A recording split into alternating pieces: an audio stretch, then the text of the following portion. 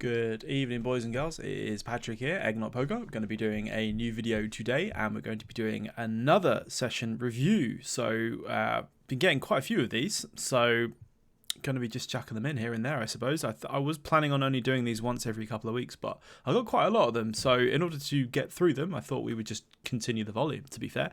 So, we have a 1 cent, 2 cent. This is 2 NL, sample size over I think we got 25 minute session 2NL on GG Russian Cash, I believe. Again, I've got absolutely no information on these hands. I don't really know the populations. The only things I do know based from the previous videos is the ridiculous rake and the slightly softer, I suppose, overall player pool compared to stars, if I had to guess, compared to like the 2NL, 5NL streets. So today we are playing with Mr. Flushme. So we're going to be jumping straight into the action and going to be getting our backseats on. We do love a good backseat. I cannot wait to find out what shenanigans await us in this video. So let's get cracking. Again, as always, guys, thank you to everyone who's been liking and commenting on the video, subscribing, joining the Discord channel, all the jazz. I appreciate it very much. Thank you so much. If you haven't subscribed, go and subscribe right now before we get started. Click the button, leave a like, chuck your comments in. It's massively appreciated. So I'm going to shut up and we're going to get started. So let's go. So I believe this session's already started and before it's even been recorded. So we're already thrown into the action somewhat deep on table 2. Excuse me. So we'll see what we can do.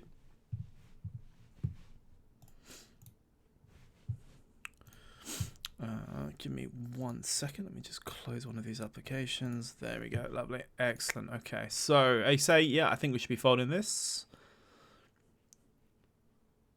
King 5. We could potentially open a little bit wider if we wanted to. If we had pretty tight villains.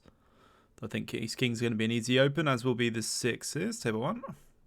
Just one thing, I don't know if this is just more me being nitpicky, but if you're going to play more than one table, I would highly recommend tiling your tables. I've cropped the top of the screen just to make it look nicer for everybody, but there's a button where you can tile the tables so they're sort of fixed nicely together, like bricks on a wall, rather than sort of overlapping each other. This it's not great. It's okay to watch back and record, but I'm just saying it's like for your own play, like it's just they're going to keep overlapping each other and getting in the way of each other, especially when you're in multiple situations at the same time. So I'd highly recommend you just have them tiled. It's just so much easier to play in, especially if you're doing like more than 2 tables. It just takes too much of your concentration away.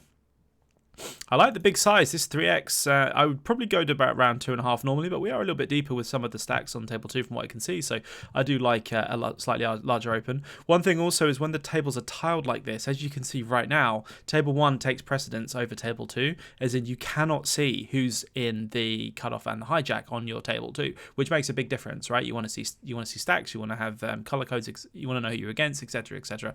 It's just making life really difficult for yourself. But I can get behind this larger open with the deeper stacks. I quite like it, as with the 2.5 on table 1. So let's see what we're doing. I would be mostly range betting with the ace-high double broadways, even though we do a lot of checking out of position genuinely. It's like this is a very good board for the aggressor. We've got more aces and ace-king, we've got more queens, etc. We've got a lot of our cutoff range is still quite strong, even though we'll have a slightly wider range, but I would be betting. I think at the micro stakes, especially the lowest ones, I would be range betting almost always on this just to make life easy. We're going to get a decent amount of folds. We kind of know what we're up against one way or another if we do get called, and we just carry on from there. I don't think this is a good spot to delay the c-bet. I think we don't rep very much at this point. I don't hate it, but what I'm suggesting is that we just bet the flop and then potentially check turn. That's what I would probably have done, and sometimes bet the turn, but mainly checked, because when we check here, we just induce our opponent to just bet entire range. We don't really know where we're at. Betting on this range texture, just makes life so much easier, and you can potentially double and triple versus some opponents as well. And it's just easier, isn't it? Rather than just sort of betting and then checking, sorry, and then delayed betting. I think at this stake it just performs better that way round rather than sort of check and delay betting. If you had a hand like King Queen, if you had a hand like Ace 6, for example, I would prefer you to have sort of potentially taken this line instead. Whereas with a hand like sixes, I would rather just sort of range bet and then potentially bluff turns and rivers. It's just easy that way. A lot of villains are going to call the turn and then we just got a dick and a hand on the river and we're just in a very weird spot. And it's harder to represent some of the best hands that we might want to represent. And also we leak value when the times we do have them technically, but we do take it down the turn, so nicely done.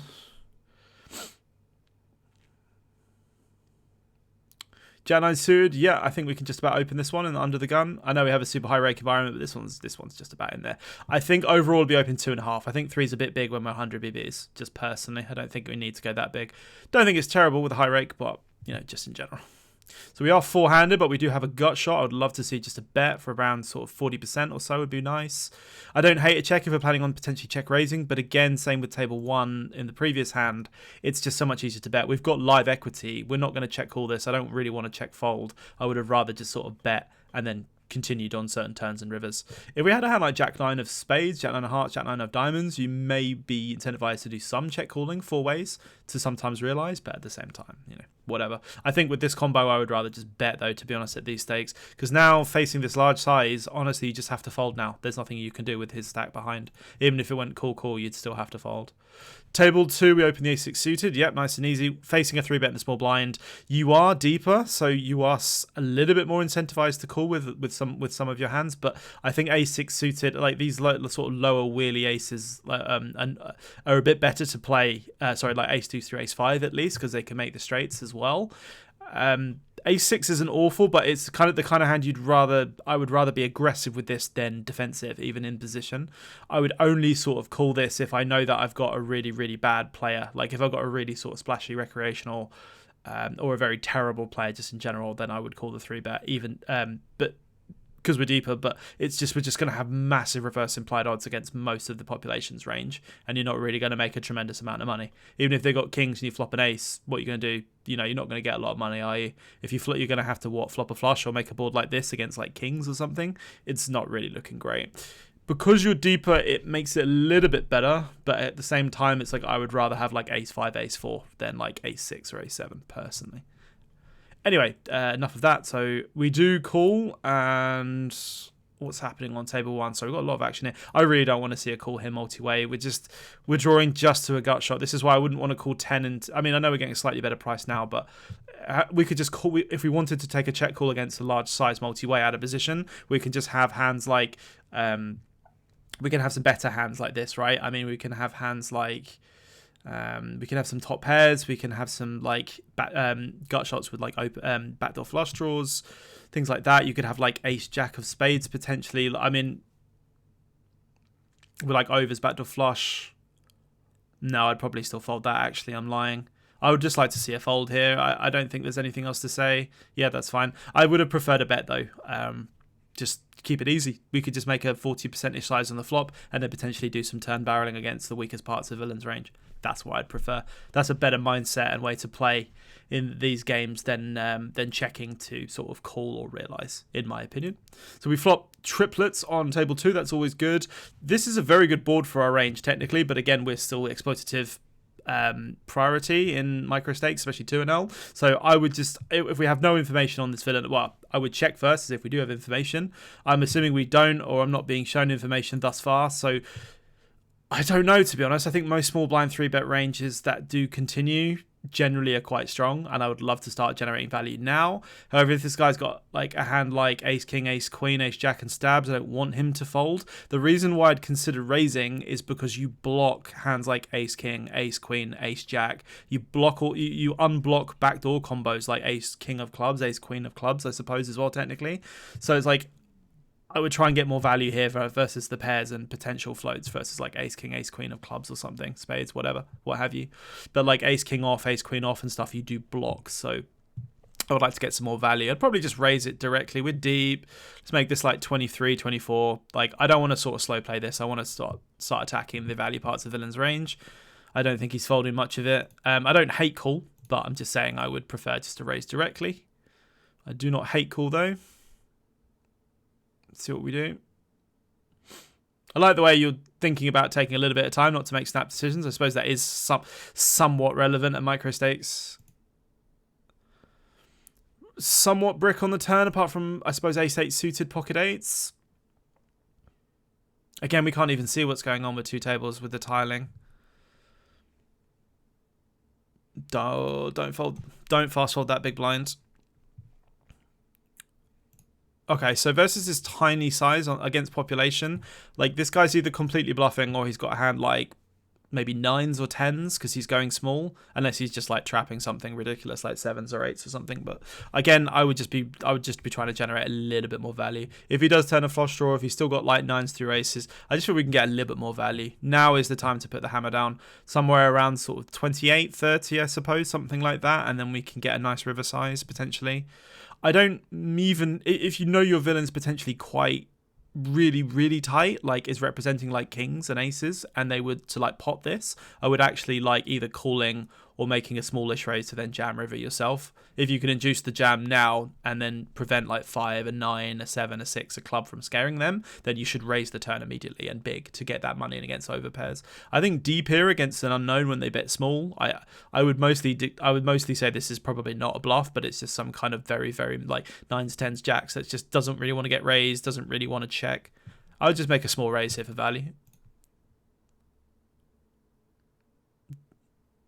What size? Ooh, 46. Bit big. Again, if you know this guy's extremely tight and you know he's got loads of massive like aces and kings heavy here, I don't hate this at all. But at the same time, if you were to put doubt in their mind, you are doing it with this size. I don't, like, if you've got a read that you can get the money in on the turn here against certain villain types, I love this. But generally, I think this is too aggressive. I think this is a bit too big. I guess we'll see how we go, though. And he does fold, sadly. Probably a hand like ace-jack if he snap folds. Probably just double barrel in the turn.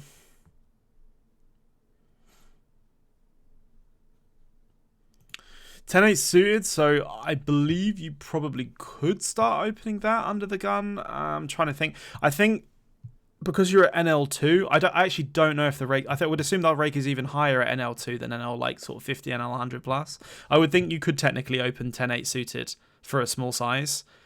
It's up to you though. With the massive rake structure, it's like, I don't hate just folding it. I think if you feel like you've got an edge on the pool, I like opening it sometimes. I think if you feel like you're not confident playing it under the gun, then I don't hate folding with the rake. We could potentially 3-bet king deuce suited or call, although we're folding versus open and 3-bets.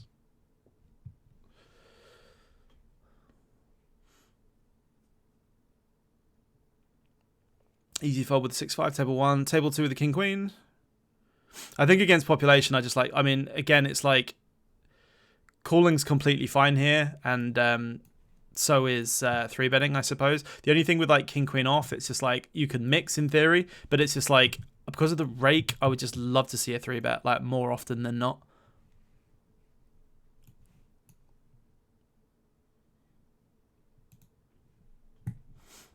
I think out of the small blind we do primarily 3-bet anyway, but I would love to see a 3-bet out. We do get it, lovely.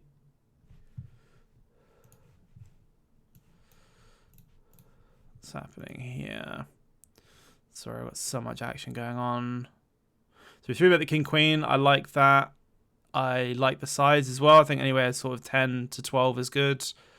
Let's have a look here. So we c-bet on table 1. Yeah, I suppose that's completely fine. Again, I would just assume most people flattening out the small blind against the button at micro stakes are doing it just with a sort of weak capped range.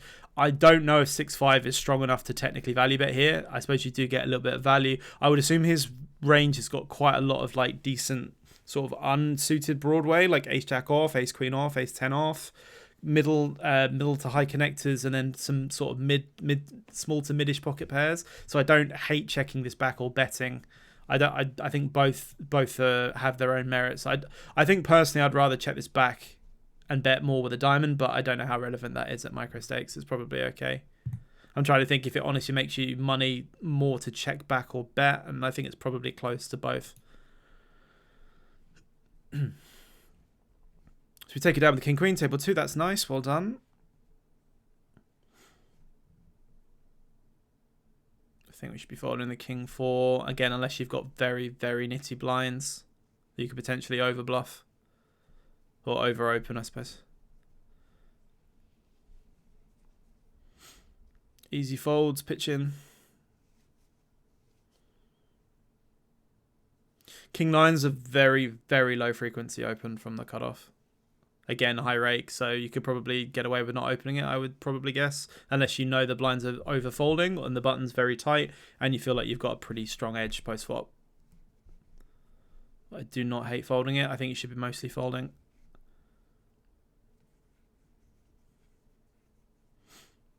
I like that we're labeling, but again, honestly, I would pause. I would pause the action when you're labeling, or if you're able to go back. And I don't know if you go into the hand replayer and then you can mark people from that, because then you can do your notes and then you can get your color codes and so on. Otherwise, you don't have to jeopardize either potentially, folding a good hand or timing out or wasting your time bank. So just a thing to note.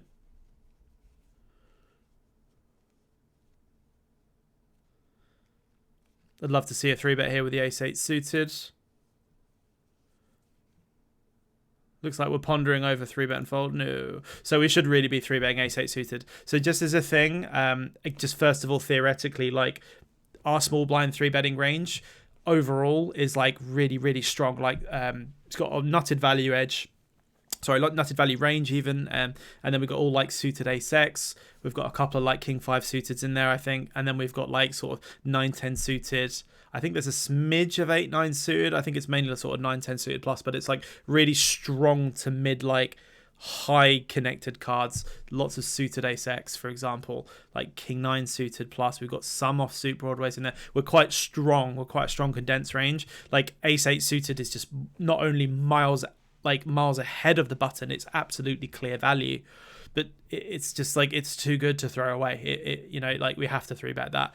So that's one thing to potentially think about exploitatively as well. It's like it's just very, very good. It's a very good hand, and I would not consider folding it. I think you just have to 3-bet it. If you think that if you're quite tight in the small blind, like, it's not so much about villains potentially picking up that you're tight in the small blind. It's more just about that you're just missing out on the potential to either take it down or just 3-bet a good hand against a really soft pull. Yeah, it is a little bit scary, I suppose, if you get called and you've got ace-8 suited, but it's just a good hand, right? They're going to call you with worse. They're going to call you with like king 10 suited. They're going to call you with 9-10 suited. They're going to fold a bunch of random hands. You're just going to win a lot. You're just going to net a lot of money in the long run by 3-betting it. So I would absolutely integrate it into your range. I really don't know how to play Russian the splash pots. Is it splash pots? I'm not gonna lie, or the actual Russian cash pots. I think as far as I'm aware, I think you do a lot of limping, and then a lot of sort of back jamming, depending on the stack sizes with all the dead money. So, for example, if there's like 10 or 20 big blinds in the middle from whatever the splash is, and then you've got like people raising and calling and limping behind, you've got sort of potentially 10 to 30 big blinds dead. You can start widening your range and trying to take all that dead money down, I would assume. I don't actually know a lot of theoretical strategy, so I won't pretend to, but just like this, for example, there's already 20 big blinds dead in the middle, right? It's tough. It's interesting I think queen 8 off is just a fold, but I think if you had hands like queen 10 off, or like any suited hand, like suited jack X, suited queen X plus, I would be defending this. Like jack 10 I'd probably be calling, just because there's so much dead money in the middle. And then when you've got some of the better hands, or better suits, like squeeze hands, like king 5 suited, like ace 5 suited, then you're like your jack 10 suited, I might even just be ripping to try and take all the dead money.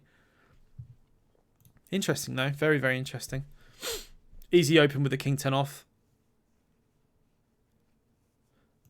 Just the thing as well, it's just again nitpicky, but it's just like there's no point in watching the way this hand goes unless you're literally doing it specifically for information, which is fair enough. But if you're not, don't just sit here and watch. Like, you're taking time away from your session. You could be playing more hands per hour. Unless you want to start trying to realize what villains' opening ranges are in splash bots, that's fine. But at 2NL, there's going to be so many villains, it's probably not as relevant. So multi-way table 2 with a hand like king 10, it's like, if we had like, we've got ace king, we've got ace jack, we've got ace 10, we've got ace 9 with a diamond, you've got Maybe like King Jack with a diamond, like just better showdown value with backdoors. I don't hate having some checks. I think King 10 is just not good enough to check back. I think theoretically you probably could check this back sometimes, but I would just bet here personally. I would probably go somewhere around sort of 40-50% here. I think you could also go small, but it's just, I would just not be looking to go really, really, really small. Somewhere around 40% would be nice. I think would be bang on the money. Just to disincentivize like some, like ace 5 of hearts randomly from floating, because sometimes they do. But we are going to be double barreling a lot. Especially with the diamond in the hand, I would keep going. You block king queen, you block like queen 10 of spades, you block flush draw continues. He's going to have some club floats they're going to have to fold. He's going to have some very weak pocket pairs that may fold to a larger size on the turn. He doesn't really have a lot of deuce X. He doesn't really, shouldn't really have a lot of ace queen, especially like king queen suited, ace queen suited. So he's got a lot of low to mid pairs, I would assume. Maybe some like ace high floats with clubs. I would be turn barreling this for a large size. I'd be going sort of between 75% and overbet, as we have all the best hands. Villain could potentially improve with 8s, but, it is what it is. I'd be betting this turn and potentially bluffing some diamond rivers. I wouldn't be checking this back. I would just be barreling against that range. It's not the best turn card in the world, but I would just keep going. Now, on this diamond, I would absolutely love to see us go for some river value. We represent ace-x heavy ace-x quite well. We could potentially represent some flushes that may have checked flush draws that have checked out the turn to realise. Not the end of the world. Probably wouldn't be too far from the money. No, I don't like checking back. I think we just don't win. I know you have deuce, ace, king, queen high, which is fine. I understand why you're checking, but you're not going to win. Like, I promise you're not going to win. When this guy check calls, checks the turn, and checks the river, like, he's just got better than nut showdown, or you're chopping, in my opinion. This guy's going to have 3s through 9s. He's going to have like potentially 10s and jacks if he doesn't 3-bet them. He's going to have some ace high floats that called on the flop, like ace 5 of clubs, ace 7 of clubs against small. You see like 8-9 of clubs maybe that he peeled. It's less likely, but I suppose in there. I just don't think king high is going to win this, and I would have bet bigger on the river, especially with the king of diamonds. So I think we should have really bet the turn and bluff the river as played. Although getting to the river as played, I would have then bet the river, like quite big, or overbet potentially as well.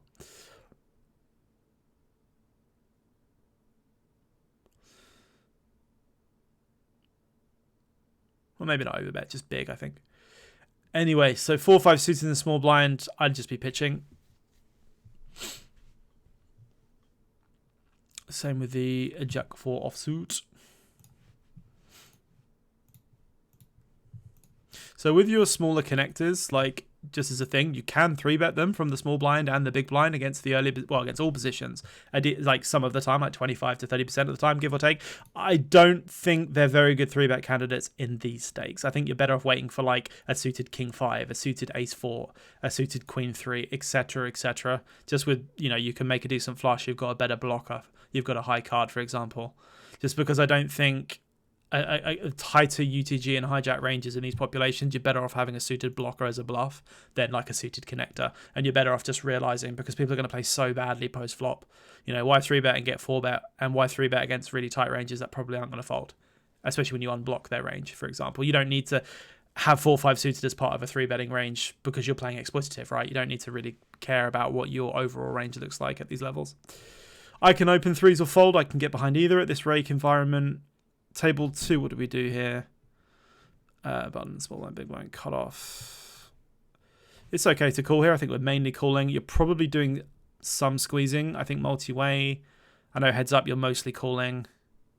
We could have potentially led. We got backdoor flush draw with 2 overs and a massive nut and range advantage. But again, I don't know how relevant that is at micro stakes. I think I would prefer to either lead here or just check fold. I don't hate check call because you've got backdoor flush draw, but if you're going to play that line, I would rather check raise it, because you've just got queen high, right? Like, you could just make some hands fold that he might just be betting. He could bet ace 10 of spades for the sake of it. You might maybe be able to make that fold. He could just have like ace 8 offsuit with a diamond and bet. You could potentially make that fold, etc., etc. On this turn card, I would love to see a raise now. Like, we check call the flop. We've got loads of straights and 2 pairs and some sets on this turn. And we actually have a literal draw as well. So I'd love to see like a 20 to 30% turn lead. That's quite advanced, so I'm not expecting that. But at the same time, if you're going to do anything, if we're going to check, I would like to see a check raise. Or if we're going to lead, I would love to see 20 to 30%. Those are the two things I would love to see. Anything but a check call at these stakes. Now against this size, this is interesting. So I'm trying to think what villain's representing. So he raises the cutoff, gets called button and big blinds. He's multi-way. He bets the flop, gets called by the big blind. The worst turn imaginable for his entire range comes on the turn, unless he's literally got fours, ace four, or 4-5 suited that bet the flop, something like that. Maybe he can have some flush draws. He kind of looks like he's representing a diamond draw or a turned club draw, in my opinion. That's kind of what he looks like he's got. I don't think he's representing a pair here. The question is if he's got something like king, queen of diamonds and he's overbetting the turn. If you raise this to like 40, for example, or 30 or 40, does he really fold? He's probably not going to, and you're going to be dodging quite a lot of rivers and you're not really going to know where you're at. I don't like the idea of calling though either. Had we had a hand like ace jack of clubs, I can get behind calling here because we dominate some of the draws, and we can, if we do turn it into a raise on the turn, we can potentially call a shove.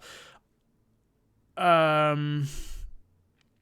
think I'd like to see a fold as played. Honestly, I don't think villain's bluffing that much, and his bluffs are probably going to beat yours, like ace x of clubs or like king queen of diamonds more so. This guy could also just have a hand like a 9-10 of diamonds, for example, and have like gut shot over his live cards. Like, you don't know what you're dodging. Against this size, I actually like check folding at the micro stakes. I see what you're doing and why you're calling, but I don't think we're getting the right price, and it's going to be very hard to extract value on the river. So as played again, it's like we block folds now. So we literally block like king, queen or ace, queen off with a club or diamond if he had those, but they're probably less relevant. You block club folds like queen 10 of clubs, jack 10 of clubs, ace jack of clubs, whatever. So it's like your hand is just terrible to bluff here. We do represent some 8x like pocket 8, 7-8, 6-8, but again, would we really lead these on a diamond completing river? Probably not. So we're literally representing a flush at this point. The villain also represents all of the draws himself, so I think this is just a check fold personally.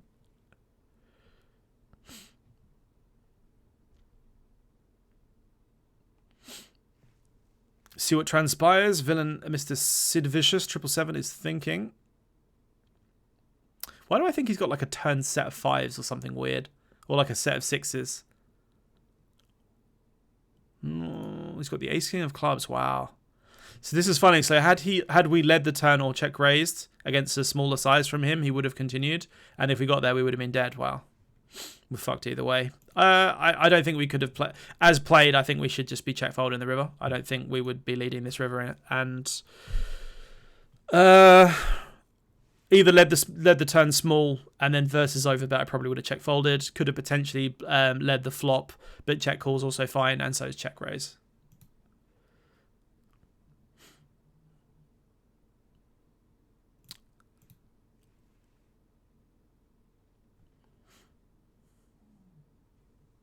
What we got here? Queen 7 offsuit. Yeah, I mean, again, it depends how wide you want to go, isn't it? I think Queen 7 off is just going to be a fold. But the thing is, if you've got someone tagged as a really tight overfolder, I love opening it. I think it's a bit aggressive, though, to just be sort of default opening.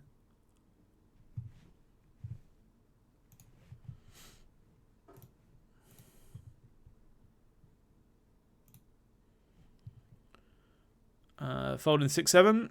And again, Queen 7's just too loose to open. Unless you've got really specific reads, it's not super. I don't think it's really a super efficient open. I think I'd be opening more like Queen 9, maybe Queen 8 at a push. I think Queen 7 off is a little bit too crazy. Again, if you know that the guys are folding 70, 80, 90% of the time, fine, and not 3-betting. But I think Queen 7's a little bit aggressive as a default anyway. I mean, we don't even know how many people have called. I mean, I know there's 5.5 in the middle, so I'm assuming one person has called, but we don't even know. We can't see because of the tiling. So again, make sure you, because of the overlap, make sure these are tiled next time.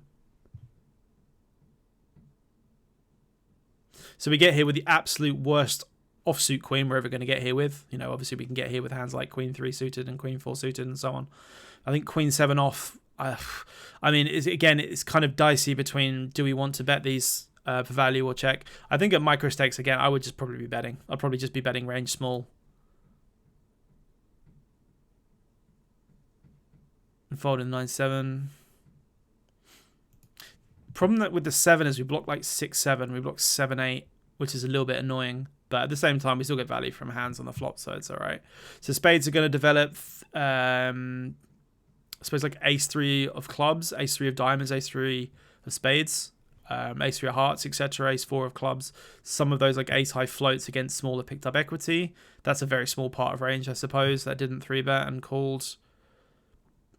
I'm just trying to think. I mean, I would either check back this turn, or I would bet the turn for around 60% and then 66% or so, and then check back the river. That's what I do. Get value from 10-jack, get value from king-jack, get value from spades, get value from a 9, and then check back the river with this combo. Or vice versa, check the turn and bet some good rivers. That's what I would probably do.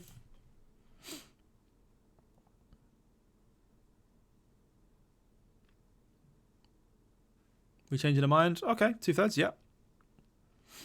Easy open with the jacks, obviously. And we do decide to check back the river. I like the decision to check back this river. There's really no value to be attained whatsoever. Backdoor flush gets there. 9-10 improves. We're already beat to queen 10. Spades get there, so on. Like, this is just an easy check back. And it's king queen. Yep, that's okay. That's fine. Right, what I'm going to do is, because we're on 30 minutes, I'm going to pause the video here and we're going to move over to part 2. So I'll see you in the next one.